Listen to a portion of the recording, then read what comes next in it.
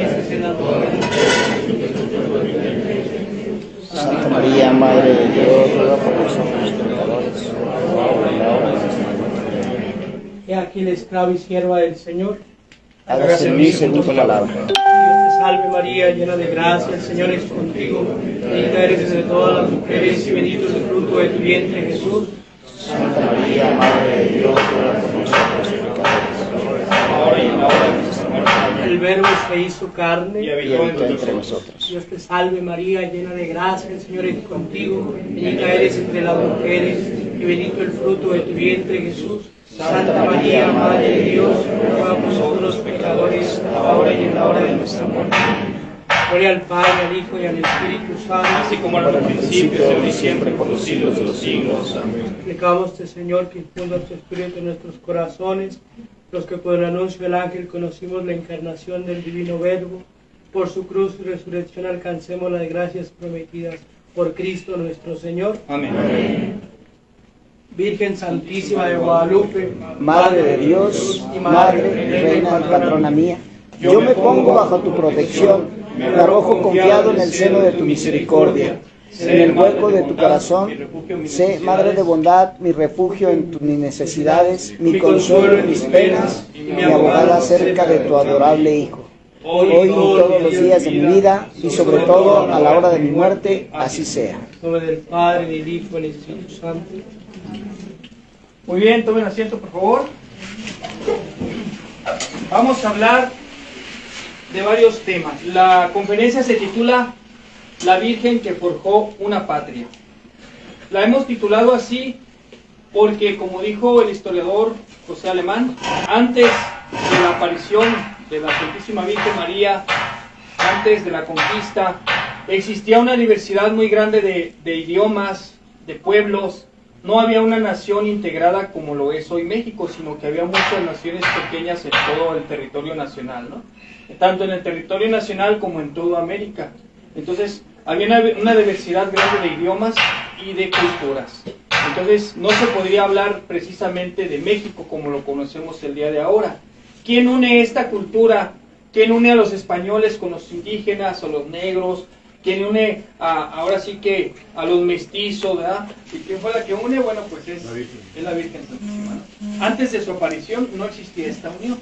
Entonces, bueno, aquí vemos que la Virgen, la reina que forja México, la reina que forja toda una nación y todo un continente. Vamos a ver cómo se vivía en aquel entonces los pueblos aquí de Mesoamérica. Para empezar, gobernaba aquí un imperio que se llamaba el pueblo azteca. Es una nación que estaba en apogeo en ese entonces y que tenía una grandeza militar, una grandeza de conquista, porque los españoles no son los primeros que vienen a conquistar a México. Antes de los españoles había otros conquistadores.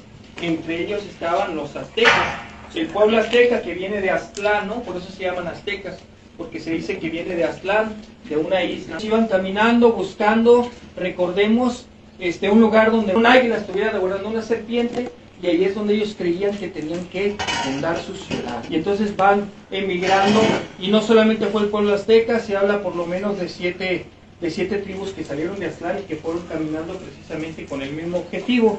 Y entonces se les llamaban nahuas también porque hablan el idioma náhuatl, y mexicas más particularmente a los que se instalaron en Tenochtitlán, porque Tenochtitlán es un lugar donde su dios era también, dentro de todos ellos se le mencionaba algo así como mexica, y por eso todos los mexicas quería decir que pertenecían a ese dios, y por eso se hacían llamar mexicas.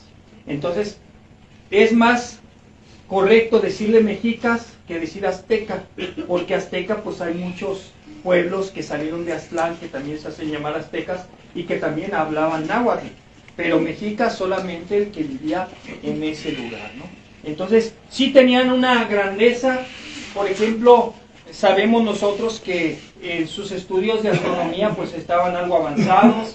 Sabemos que en lo que venía haciendo el labrar piedras, esculturas, pues también hacían unas esculturas fenomenales ellos, ¿eh? Entonces sí tenían alguna grandeza, pero era una grandeza, se dice, en decadencia, porque iban arrasando con los pueblos de alrededor, a los cuales ellos, como primeros conquistadores antes que los españoles, llegaban y les cobraban tributo a los pueblos que iban conquistando.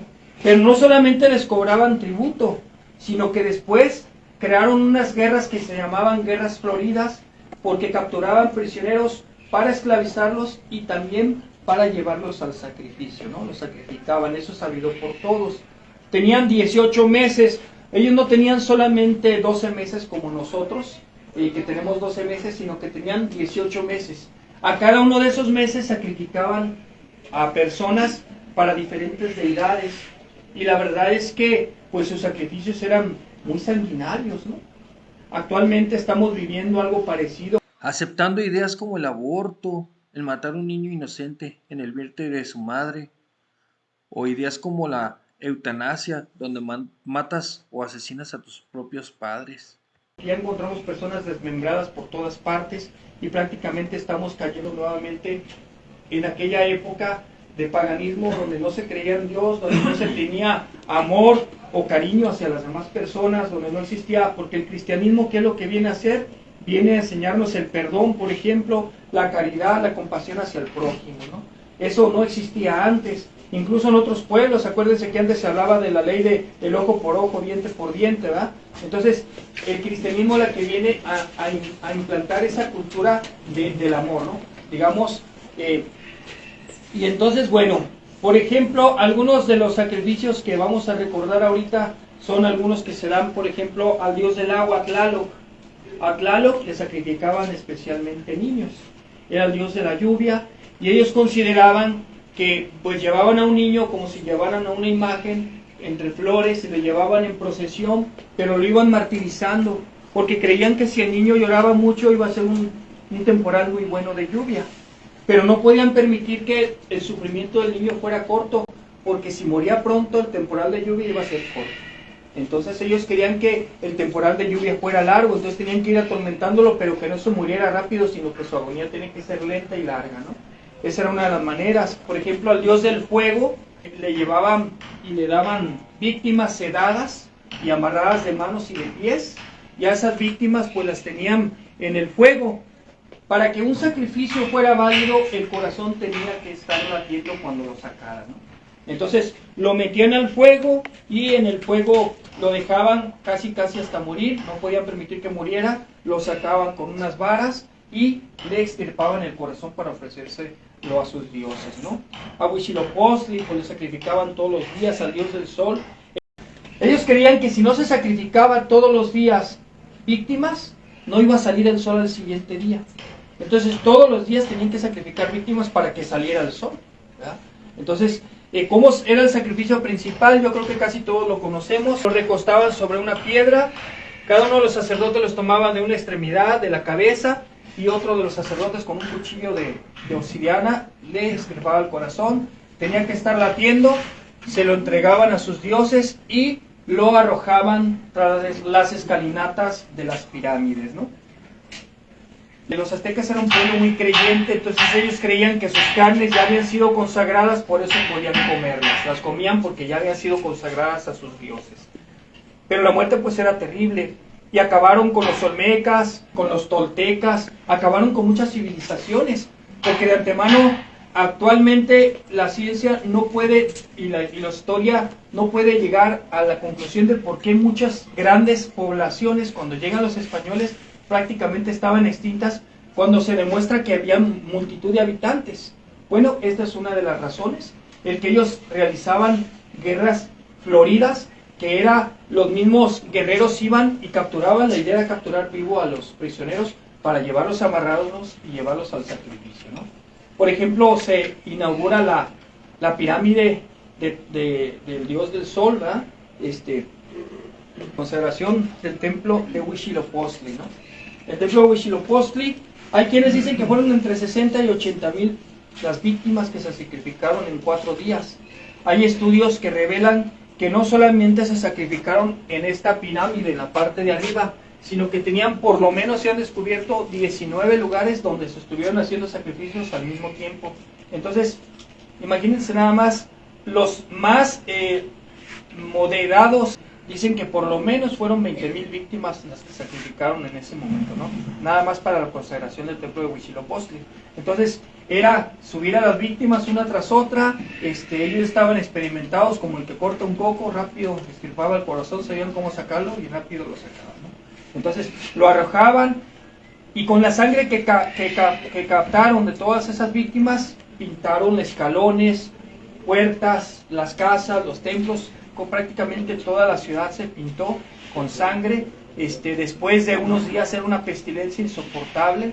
Eso lo narraron varios de los mismos indígenas a los españoles una vez que se hizo la conquista, ¿verdad? De todas esas cosas que sucedieron en ese lugar cuando hicieron la consagración al templo de Huitzilopochtli, ¿no? Entonces hay diferentes deidades. Está la diosa Coatlicue. A la diosa Coatlicue, aquí que ahorita que hay mujeres, pues sacrificaban mujeres a la diosa Coatlicue. ¿Qué hacían? Las amarraban en unos postes, hagan de cuenta ese árbol y esos postes que están ahí alrededor, y tenían una fogata, se ponían unas máscaras de esas monstruosas que hemos visto en muchos museos, y danzaban en silencio, y se acercaban hacia ellas, luego se retiraban con la lumbre, la oscuridad, y pues era un terror, porque al final de cuentas, lo que hacían es que las desollaban, es decir, les arrancaban la piel y de esa manera después las sacrificaban y les sacaban el corazón. Entonces, que les arranquen la piel viva, pues yo creo que ha de ser una de las muertes más espantosas que puede haber, ¿no? Esa era una de las maneras. Aquí, por ejemplo, vemos unos muros que todavía existen, que en lugar de ladrillos son cráneos. Llegaron los españoles y llegaron a contar más de 300,000 cráneos en los muros. ¿Ya? Alguien se dedicó a contarlos y contó más de 300,000 cráneos en los muros, que en lugar de, imagínense, todo construido, pero en lugar de ladrillo, cráneos. Así estaba en ese lugar, y los tenían que pasar por esos lugares cuando los llevaban al sacrificio, ¿no? Entonces, era una situación en donde el mismo estado de los aztecas, de los gobernantes, era el que subsidiaba, el que patrocinaba, el que mandaba hacer esas guerras floridas, esas pesquisas. Entonces, yo no me imagino vivir en ese tiempo en donde tu familia está trabajando, no sé, el padre de familia pescando, en aquel entonces, no sé, dedicándose a la casa, a la siembra de huertos, la mujer cocinando, y llegan 200 guerreros fuertemente armados, y pues, ¿qué puede hacer una familia ante semejante situación en donde pues ellos estaban acostumbrados a matar, a guerrear y traían, pues, eran muy fuertes, ¿no? Entonces llegar y pues capturar, imagínense nada más el miedo, el terror en que se vivía. La conquista, hay historiadores que dicen, la conquista no la hicieron los españoles, ellos la coordinaron. La conquista lo hicieron los pueblos que estaban alrededor de los españoles, que se unieron con los españoles para hacer la conquista. Porque a final de cuentas, eran 508 soldados los que venían con Hernán Cortés. ¿Saben cuántos guerreros se contaban por lo menos ahí en Tenochtitlan? Por lo menos eran 100,000 guerreros los que había en la guerra, y acostumbrados a pelear. No eran ceritos o blanditos, no. Estaban acostumbrados a ir a matar. Y en ese entonces no existían metralletas. Agarraban un rifle, le ponían una bala, pólvora, le picaban y ¡pam! Y una vez que disparaban otra vez, echar pólvora, imagínense, y aquellos traían flechas y ¡fum, fum! O traían ondas, o traían, lanzas. Entonces era una tras otra. No era fácil que 508 soldados españoles vencieran a 100,000 guerreros aztecas, pues si no estábamos tarugos, ¿no? ¿Qué es lo que pasa? Que los pueblos de alrededor, cuando supieron que los españoles venían a enfrentarse a los aztecas, dijeron, nos unimos. O sea, ya basta, porque estos desgraciados nos han estado haciendo carnitas todo el tiempo. Acabaron con pueblos, les digo, como los toltecas, los olmecas. Ya no había gente, estaban abandonadas esos lugares, y se ve que eran poblaciones enormes. Se los acabaron los aztecas. Entonces, cuando viene otro conquistador que es menos agresivo que aquellos, dicen, no, pues hay que unirnos. Y entonces se unieron muchos de los indígenas de su tiempo, y llegaron a juntar un ejército de más de 100,000 también guerreros. Y ahora sí, 100,000 contra 100,000, ahora sí le topamos, ¿verdad? Y es entonces cómo se logra la conquista el 13 de agosto de 1521 por parte de Hernán Cortés. Él es Francisco Francisco Hernández de Córdoba, en 1517, él viene de Cuba, porque ya en Cuba ya habían conquistado, y él es el que descubre México, es el descubridor de México. No se conocían estas tierras, él es el que viene y las descubre. En Tabasco lo lesionan y tiene que huir nuevamente en 1517, ¿no? En 1518 viene Juan de Grijalva, pero tampoco hace la conquista. En 1519 viene Hernán Cortés con 500 hombres. Quiero decirles que Hernán Cortés no era una ovejita de Dios tampoco. Es decir, Hernán Cortés lo que hacía es que estaba huyendo porque tenía casi una mujer en cada puerto. Dicen que allá en Cuba, una hijada del gobernador de Cuba, de Diego Velázquez, pues estaba esperando un hijo de Hernán Cortés. Y precisamente Hernán Cortés, pues lo querían casar con ella. Hernán Cortés dijo, no, ¿qué me casan? Pues yo soy conquistador, pero aquí no se queda mi corazoncito. Agarró sus barcas y se viene, ¿no? A buscar, acá en busca de la conquista de México, ¿no? Y entonces cuando se viene, él se viene como rebelde, no se viene con todas las cartas, ¿no? Después tiene que enviarle al rey Carlos V, le tienen que enviar regalos y todo para demostrar que está haciendo la conquista a nombre de la corona y lo vuelven a reconocer como capitán. Pero también de España se vino huyendo por ese mismo motivo, porque había dejado una mujer también esperando por ahí un hijo. Entonces tenía, de Hernán Cortés se saben varios hijos, ¿no? Entre uno de ellos es un hijo de la Malinche también. Entonces, bueno, esa era su debilidad. Pero de ahí en más tenía un carácter pues de conquistador, porque para enfrentar a los aztecas, la verdad que se ocupaban pantalones, o sea, no era fácil enfrentar a los aztecas. Y llegó pues a hacer la conquista. Primero llegan con Moctezuma, y con él empiezan a entablar alguna comunicación. Moctezuma acepta que entre primero Hernán Cortés a la Gran Tenochtitlán. Creían que era Dios, Quetzalcóatl, que luego regresó, pero al final de cuentas hay otros historiadores que narran que era estrategia, que porque también pues no sabían exactamente cómo venían de fuerte los españoles, y el aceptarlo a meterlos a la Gran Tenochtitlán de la ciudad, pues es una estrategia, porque ahí lo tengo alrededor de 100,000 soldados cuando todavía no unía toda la gente. Entonces aquí lo tengo y lo tengo cuidado, y si me estorba pues lo acabo fácilmente. Somos 100,000 contra 500, ni modo que adentro de la ciudad nos hagan algo, ¿no?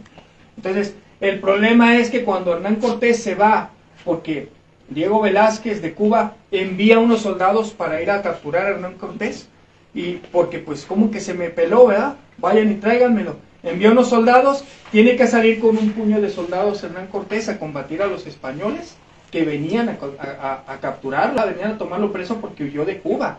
Entonces deja un puñado de españoles allí en la ciudad, en Tenochtitlán, y entonces en la noche empiezan a hacer una ceremonia y empiezan a hacer varios sacrificios humanos.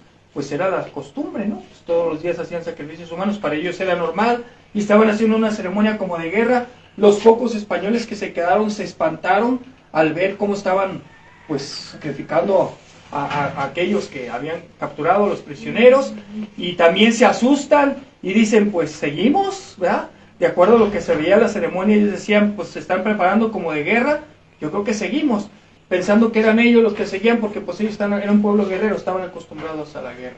A final de cuentas ahí comienza a haber una matazón y tienen que huir, ¿verdad? Entonces pues cuando regresa Hernán Cortés de vencer a los españoles, no solamente venció a los indígenas, fue y venció a los mismos españoles enviados por Diego Velázquez a capturarlo, y no crean que eran poquito, eran 1,000 soldados, no sé, contra un puñito de soldados. Entonces Hernán Cortés era bravo y era muy capaz, porque pues venció también a los españoles que venían y a tomarlo preso, y no solamente los venció, sino que a los que quedaron vivos pues los unió a su ejército. ¿Se unen conmigo, carnitas? No, pues nos unimos, ¿verdad? Y entonces hizo más grande otra vez el ejército.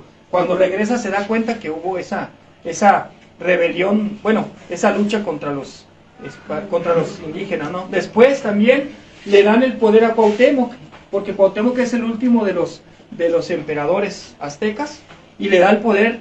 España le reconoce el poder. Algo que hace España es que a donde quiera que va, si hay un señor de la tribu, le reconoce su señorío y lo deja como gobernante, nada más que ahora depende de la corona española, y obviamente pues va a tener que pagar tributo, ¿no? Como lo hacemos Jalisco al Estado de México, ¿no? A México. Les digo, ya no existe el Estado de México, a la Ciudad de México, ¿verdad? tenemos que cada uno de los estados de la República tiene que apoquinar, ¿no? Pues así le hacían, pues si ahora ya dependemos de España, pues ahora tenemos que apoquinar a España. Eso es lo normal y lo que sucede en todas partes, ¿no? Tú tienes tu empresa, estás trabajando, pues tienes que pagarle a Hacienda, ¿sí o no? Entonces es lo mismo de siempre. Bueno, pues así es como se van dando, aquí hay muestras, ese es Tlaloc, que aquí se van dando muestras de cómo se daba, ahí están los sacrificios de Tlacuatlicue, el dios del fuego, Cristóbal Colón en 1492, que descubre América. Se dice que cuando llega Hernán Cortés aquí a México quema las barcas. La verdad es que suena muy pueril eso, porque pues no tenían muchas cosas, y la barca tiene madera, tiene sogas, tiene muchas cosas que pueden necesitar en la guerra, y que obviamente necesitó, y sería muy tarugo si las quemara, que no hay más, porque tú llegas a una selva o llegas a un bosque grande y no hay más, y vas a quemar lo poquito que tienes, pues sería pueril, ¿no? Entonces dicen que lo más probable es que desarmó las barcas, sí las deshabilitó ciertamente, pero aprovechó las cosas que traía, de tarugo las quemaba. Son cosas que se cuentan en la historia, pero que si lo haces un análisis dices, eso es pueril, ¿cómo va a quemar las barcas si no hay nada? Y lo poquito que tengo lo quemo, pues no, ¿verdad? No suena inteligente. Entonces, bueno, este es Bartolomé de Olmedo, capellán de Cortés. Ellos y el padre Juan son los que ofician la primera misa y son los que bautizan a Cuauhtémoc, a los monarcas que había ahí y que van poco a poquito haciendo la conquista. Llegan estos tres primeros, Juan de Tecto, Juan de Ahora y uno de los más importantes, Fray Pedro de Gante, que es primo de Carlos V. Viene gente muy preparada porque Fray Pedro de Gante no es solamente un religioso, sino que es de la corona, o sea, es primo del rey. Él pudo haber estado en el Vaticano buscando poder, ¿verdad? Él viene con toda la intención de evangelizar, ¿no? Y de recién que llega, una de las primeras cosas que hacen, esto ya lo hacen en 1523, 2 años después de la conquista, forman las primeras escuelas para los indígenas aquí en México. Entonces, nos hablan muy mal de España, pero la realidad es que si ustedes voltean a ver a Estados Unidos, los ingleses llegan, conquistan a Estados Unidos, y los más grandes de los héroes de los ingleses son los que más apaches mataban, ¿verdad? Y si voltean para el otro lado, es otra nación la que viene y conquista en el sur de América, ¿verdad? Y a ellos los esclavizaban, los capturaban para ser esclavos. Entonces, la verdad es que nos toca la mejor parte, porque aquí simplemente los reyes de España dijeron, nacieron libres tendrán que seguir siendo. Es una mentira que nos esclavizaron, también es una mentira que eran unos dioses, pues eran humanos. Están los empresarios, no me digan que son los empresarios más buenos que existen, ¿verdad? Y son unos santos y te pagan, pues no, ¿verdad? Al final de cuentas cada quien cuida sus intereses. Entonces, pues era lo mismo, eran humanos, tampoco fueron ángeles los que nos conquistaron a nosotros, y muchos de ellos eran soldados, y ustedes saben que los soldados pues están acostumbrados a ser bravos. No creo que tampoco hayan sido muy dóciles con los indígenas que capturaron, pero ciertamente eran libres, ¿no?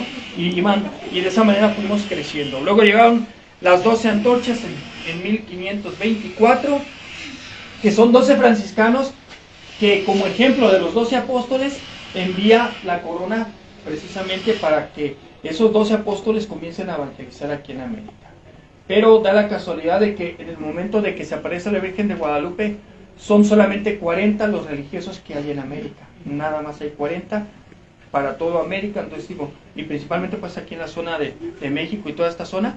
Entonces eran muchos cientos de miles de indígenas y realmente no se estaban convirtiendo, eran muy poquitos los que se habían convertido, tan así que Juan de Zumárraga, el primer obispo de México, dice que si no interviene Dios va a ser imposible la conversión, ¿no? Ese es uno de los libros que se puede leer, ¿no? Y bueno, yo creo que yo hasta aquí le dejo para no cansarlos en el tema de lo que viene siendo la conquista, de cómo se vivía en aquellos tiempos la conquista, para que tengan un escenario general, cómo se vivía, de la cultura, del miedo que vivían las otras personas. Obviamente los que estaban en el poder pues no sentían el miedo. Pues yo soy de los que está yendo a capturar prisioneros a los otros. El problema eran las tribus chiquitas. Si gustas, pues aviéntate una canción para que se relaje un poquito el ambiente y ahorita continuamos con la siguiente plática.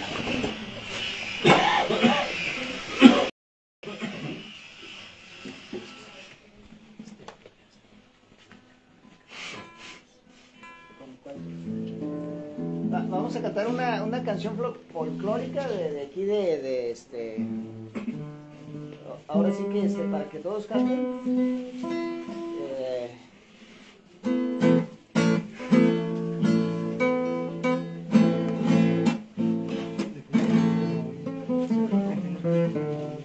¿Te sabes la de Cielo Rojo?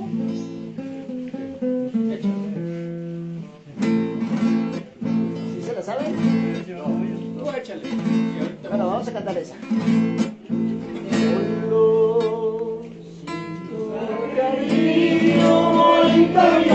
Voy caminando, no sé qué hacer. Y el cielo me contesta cuando pregunto por ti, mujer. No he podido olvidarte desde la noche en que te perdí. Sombras de duda y celo solo me envuelven pensando en ti. Deja que yo me busque y si te encuentro, vuelve otra vez. Olvida lo pasado, ya no te acuerdes de aquel ayer. Olvida lo pasado, ya no te acuerdes.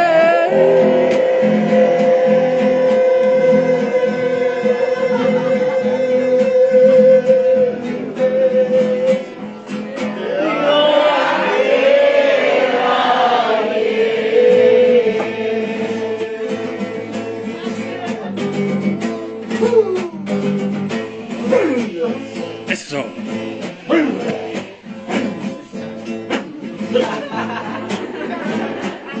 Mientras estoy dormido, Sueño que vamos los dos muy juntos a un cielo azul. pero cuando despierto, mi cielo es rojo, me faltas tú. Aunque yo sea culpable de aquella triste separación,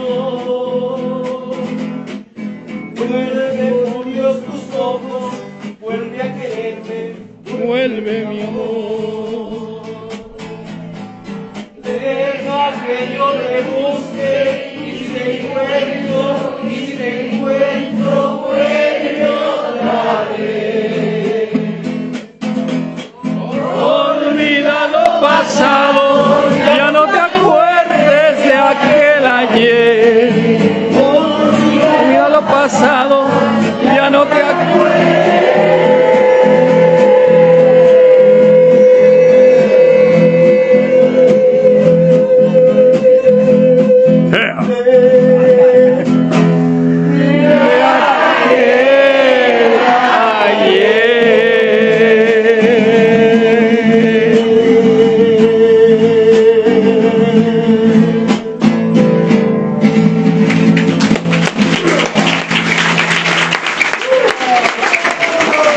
Sí, empezamos.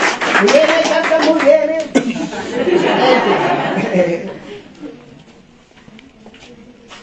Pues los dejo con el frater José de Jesús.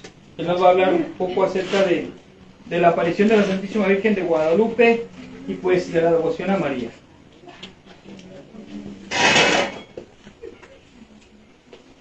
Bueno, pues como ya habíamos escuchado de voz de Felipe, la Santísima Virgen se aparece en nuestro México, ¿no? Ella viene a quitar todo esto de la idolatría, ella viene a quitar el canibalismo y a aparecer pues como la Madre de Dios, Madre por quien se vive, ¿no? La primera aparición de la Santísima Virgen, nosotros la tenemos el sábado 9 de diciembre, ¿no? Que es en las cumbres del Tepeyac, entre las 4 y 5 de la mañana. Como todos sabemos, la Santísima Virgen se vale de un indio, de una persona muy humilde, que es el nombre de Juan Dieguito, a quien la Santísima Virgen le confía que vaya a ver al obispo, ¿no? Lo que la Santísima Virgen quiere en esta aparición es darle a conocer a Juan Diego quién es ella, ¿no? Porque tengan entendido que este indio que tenía a lo mejor poco estudio o a lo mejor nada, al ver una persona tan bella, porque así la describe, que era más bella que el sol.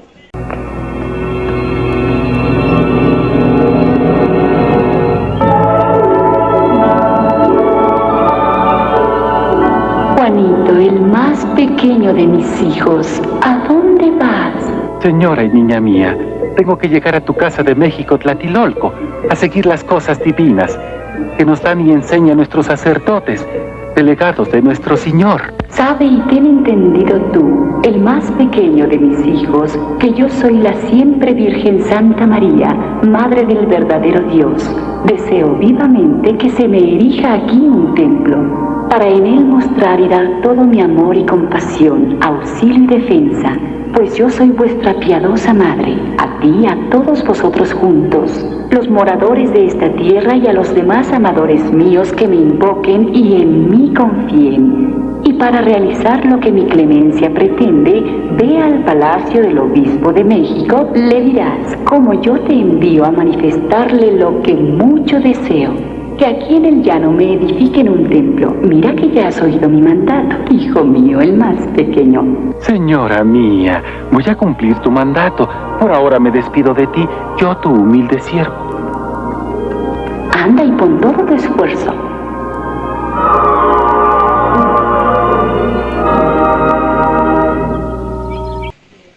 Dice: Juanito, Juanito, el más pequeño de mis hijos. Estas palabras la Santísima Virgen se las dice en el momento que se le aparece, ¿no? Entonces, que la Santísima Virgen sepa el nombre del joven, pues ya es un impacto, ¿no?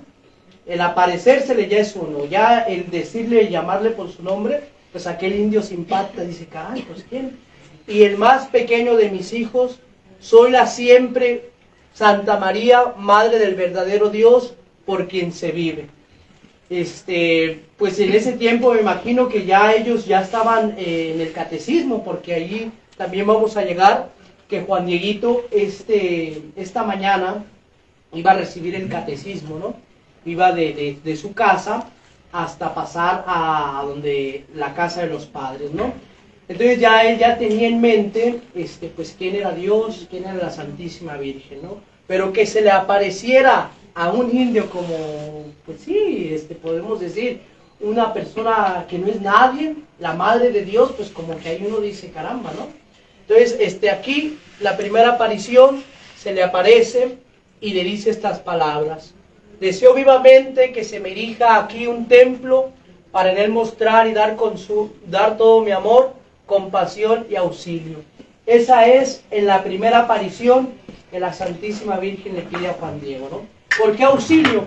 Porque sabemos de antemano que ya nuestro México en ese tiempo estaba pasando por momentos muy difíciles, ya lo hemos escuchado por Felipe, cómo había tanto canibalismo, cómo había tantas matanzas, cómo había tantos problemas en ese tiempo, ¿no? Entonces, al venir la Santísima Virgen, pues desaparece todo, ¿no? Entonces la primera aparición fue el sábado 9 de diciembre, ¿no? Ahí es donde se aparece, que pide a la Santísima Virgen.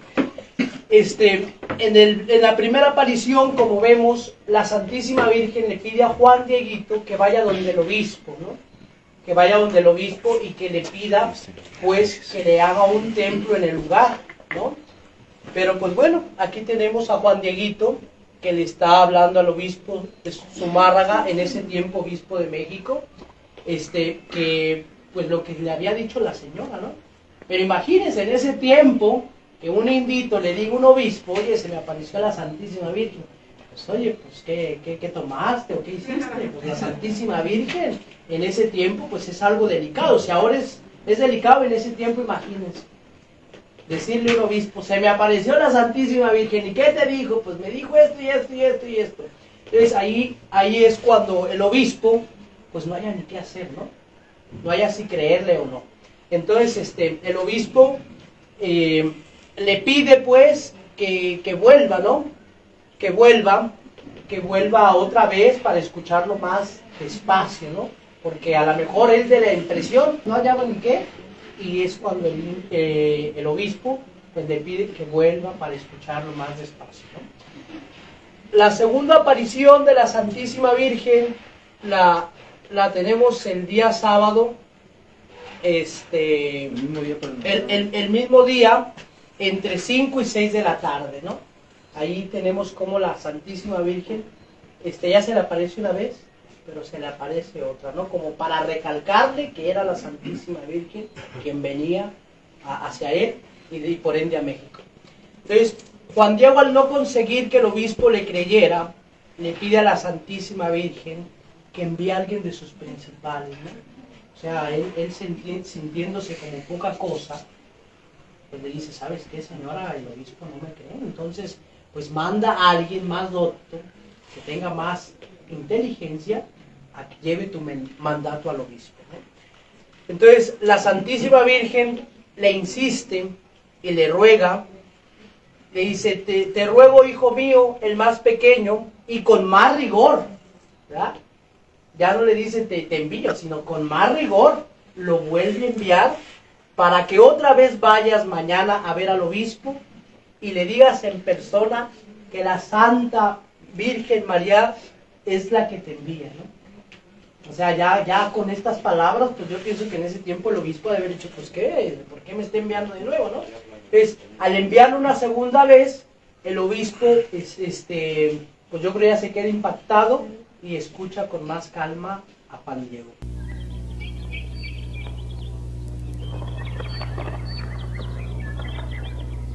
Bien, hijo mío, tu relato y tu descripción son muy precisos y muy interesantes, pero ¿cómo puedo yo saber si son verdad?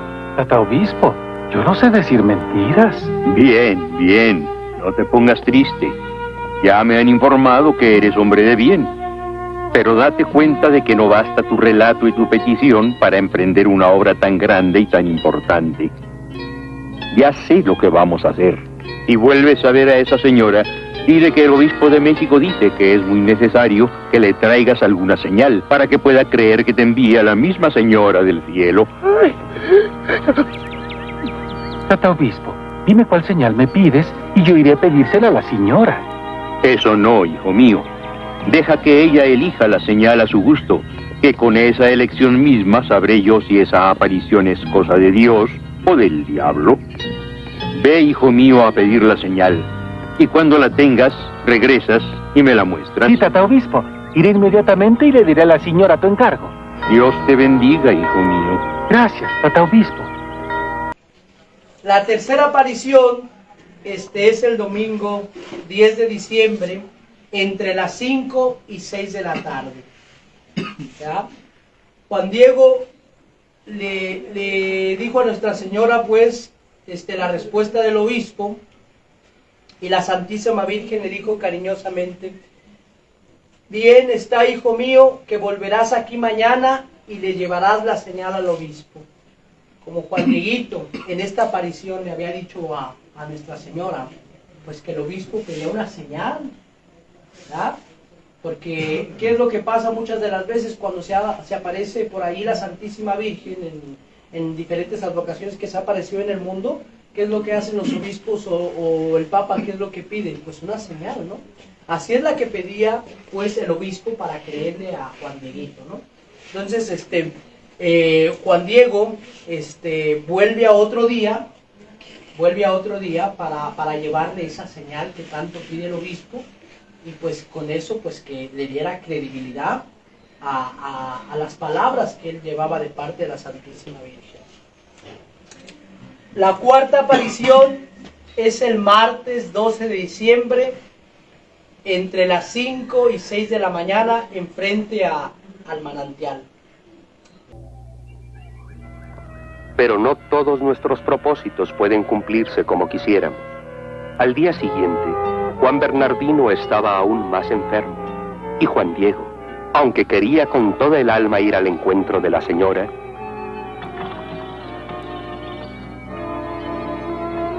se dio cuenta de que su obligación estaba al lado del enfermo, y entre su deseo de ir y su obligación de quedarse, transcurrió uno de los días más desagradables de su vida.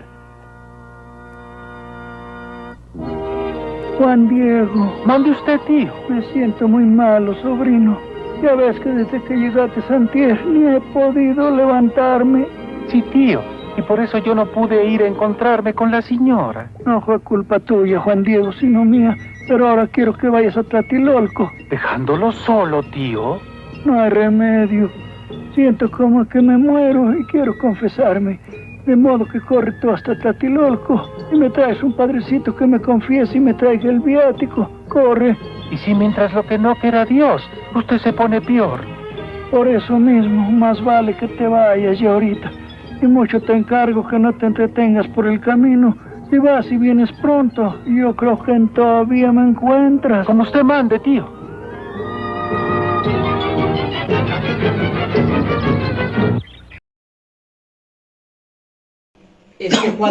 Juan Dieguito, al ver pues la pena que tenía, porque tenía en casa tenía postrado a su tío. ¿Ah? Juan Dieguito tenía en casa postrado a su tío. ¿Alguien sabe cómo se llamaba el tío de Juan Dieguito? Juan Bernardino se llamaba el tío. Este tío estaba enfermo, postrado en cama. Entonces Juan Diego pues no iba a poder ir hacia el mensaje, hacia recoger lo que la Santísima Virgen le había mandado que fuera, ¿no? Sino que él se va de largo y le da la vuelta para, pues, como escapársele, ¿no? Y es cuando la Santísima Virgen le sale por el encuentro por otro lado. Fíjense qué grandioso es eso, qué grande la Santísima Virgen, como diciendo, bueno, te vas por aquí, pero te salgo por acá, y se le vuelve a aparecer. Juan Diego iba por un sacerdote de urgencia, como quien dice, de aquí a Guadalajara, camine, derecho, para traer al padre, para que le diera los santos óleos, ayudara a bien morir a su tío, ¿no? Entonces la Santísima Virgen lo encuentra y le dice, pues, que ¿qué pasa? ¿Por qué lo anda pues queriendo como engañar, como yéndose por otro lado, como no queriéndola ver? Entonces Juan Diego es cuando le dice, pues, que va hacia un sacerdote. Niña mía, la más pequeña de mis hijas. Señora, ojalá estés contenta. ¿Cómo has amanecido? ¿Estás bien de salud? Señora y niña mía, voy a causarte aflicción. ¿Sabe, niña mía, que mi tío está para morir? Ahora voy presurosa a tu casa de México a llamar a un sacerdote que vaya a confesarle y disponerle. Volveré luego otra vez aquí para ir a llevar tu mensaje y señal. Tenme por ahora paciencia. No te engaño, niña mía. Mañana vendré a toda prisa. Oye y ten entendido, hijo mío, el más pequeño, que es nada lo que te asusta y te aflige. No se turbe tu corazón, no temas esa enfermedad, ni ninguna otra enfermedad ni angustia. ¿No estoy yo aquí que soy tu madre? ¿No estás bajo mi sombra? ¿No soy tu salud? ¿No estás por ventura en mi regazo? ¿Qué más has menester? No te apene ni inquiete otra cosa. No te aflija la enfermedad de tu tío, que no morirá ahora de ella. Entonces, señora y niña mía, dispón de mí. ¿Qué quieres que haga? Entonces, al ver la pena Juan Diego y la agonía de su tío, le dice a la Santísima Virgen con ternura, pues que mande a otro, porque él tiene que ir a otro lugar, ¿no? Él tiene que ir a traer al sacerdote para que ayude a bien morir a su tío. Entonces la Santísima Virgen da estas palabras tan impresionantes que ahondan y deberían de ahondar en el corazón de cada uno de nosotros, como mexicanos, como católicos. Esas palabras que dice la Madre de Dios: no estoy yo aquí que soy tu madre. O sea, como que te lo diga a cualquier persona, la Madre nuestra en carne, pues como que dicen, no, caramba. Pero que lo diga la Madre de Dios, es como para, no sé, no tiene expresión humana. Entonces ahí es cuando Juan Diego dice, bueno, pues la enfermedad, pues a lo mejor confía de momento pero él dice pues que la salud de su tío está en juego, ¿no? Entonces, le dice pues que morirá, pero la Santísima Virgen le dice estas palabras, que tenga fe, que todo pasará bien, y cuando vuelva pues va a estar seguro, ¿no? Va a estar sano, ¿no? Entonces Juan Dieguito pues sigue el mandato que la Santísima Virgen le da, y como todos sabemos, ¿sí saben qué mandó la Santísima Virgen a Juan Dieguito? ¿Qué lo mandó a hacer? A recoger rosas, ¿verdad? En ese tiempo, fíjense en cosa curiosa, por si algún día alguien les llega a meter ideas o cizaña de que pues la Santísima Virgen o qué sé yo, en ese tiempo no se daban rosas, para empezar, y eran peñascos donde es imposible que una rosa salga, ¿no? Y como ustedes ven aquí en la foto, aquí en el invierno, que las rosas pues no se dan, aquí donde vemos cómo hay tantas rosas y variadas rosas, ¿no? Entonces Juan Diego como que va diciendo, ya sé que ahí voy, y él corta rosas y las echa en su ayate, aquí las pone, y esa es la señal que muestra el obispo, ¿no? Entonces va, las corta y enseguida se las muestra a la Santísima Virgen. Aquí como vemos está la Santísima Virgen ya escogiendo con él las rosas, diciéndole pues que esas son las que debe de llevar al obispo, ¿no? Esas son las rosas. Y pues él se ve en camino hacia casa del obispo, y es donde le lleva pues lo que tanto pide, ¿no? Cuando él está en el palacio del obispo, recalco algo, le hacen largas, ahí lo dejan sentado, porque no le creen.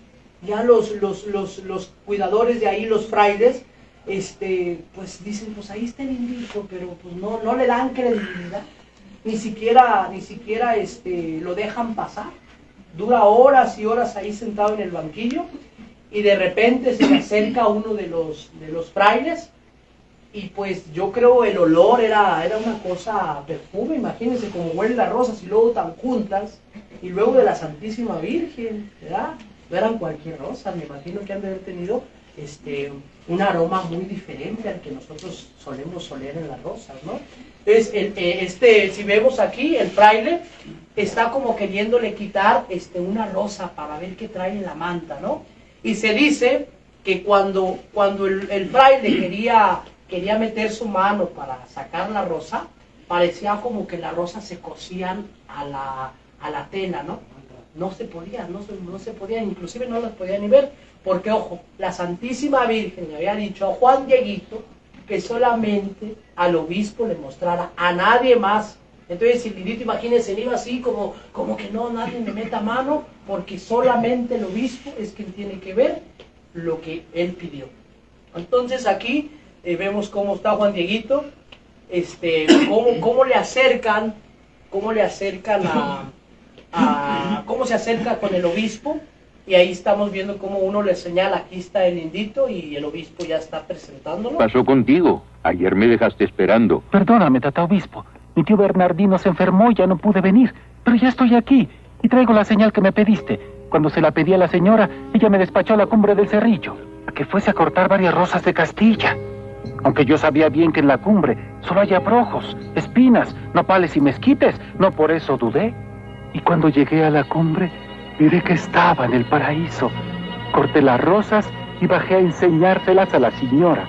Ella me dijo que te las había de entregar, y así lo hago, para que en ella veas la señal que pides y cumplas su voluntad. Y también para que aparezca la verdad de mi palabra y de mi mensaje. Helas aquí, recíbelas. ¡Oh, señora!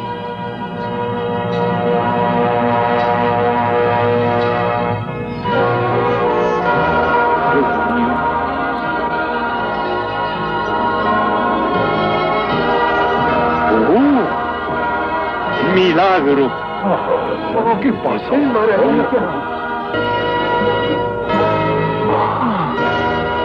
Mi morenita. Desde entonces, el pueblo de México se pone de rodillas ante un santuario y vuelve sus ojos hacia una madre. es lo que sostiene nuestra verdadera nacionalidad. Este es el gran milagro del Ayate. Se cuenta pues que esa mañana el obispo pues ya estaba ahí con la corte. Imagínense la humildad del indio, ¿no? Cómo ha de haber sido en el momento en que llegó frente al obispo, cómo ahí le presenta lo que viene siendo la rosa, ¿no? Las rosas. Entonces aquí vemos cómo llega frente al obispo y le presenta las rosas. Y en las rosas, ojo, ya todos me imagino que saben, y si no, pues van a saber. Pero ¿qué es lo que queda con las rosas cuando le presentan al obispo? La imagen de la Virgen. Queda la imagen de la Santísima Virgen impresa en ese ayate, pues hasta el día de hoy lo conocemos, está en la Basílica de la Virgen de Guadalupe. Aquí tenemos la quinta aparición de la Santísima Virgen, ¿va? Nosotros casi por lo regular conocemos 4, que casi son más sonadas, un poco más sonadas. Y la quinta, pues como que no le damos mucho realce, o a lo mejor no la hemos conocido muy a fondo.